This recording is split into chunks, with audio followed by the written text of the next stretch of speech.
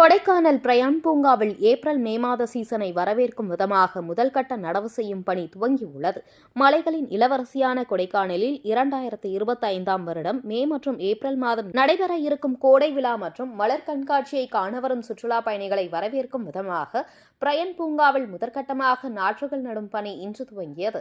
இந்த நடவு பணியில் உயர் ரக பூக்கள் வகைகளான marigold, salvia, aster, oriental lily, asiatic lily உள்ளிட்ட 75 வகையான மலர் நாற்றுகள் ஜப்பான், அமெரிக்கா, ஜெர்மனி உள்ளிட்ட வெளிநாடுகளில் இருந்தும் வரவழைக்கப்பட்ட 2.5 லட்சத்திற்கும் மேலான நாற்றுகள் நடும் பணி இன்று துவங்கப்பட்டுள்ளது. மேலும் பூங்கா மலர் படுகைகளில் நாற்றுகள் நடும் பணியை பூங்கா ஊழியர்கள் தீவிரமாக ஈடுபட்டு வருகின்றனர். இவ்வகை பூக்கள் சுமார் 6 மாதங்களில் பூத்துக் குலுங்கும் எனவும் வருகின்ற மலர் கண்காட்சியில் சுற்றுலா பயணிகளின் கண்களை கவரும் விதமாக லட்சக்கணக்கான மலர்கள் பூத்துக் குலுங்கும் எனவும் பூங்கா நிர்வாகத்தினர் தெரிவித்துள்ளனர்.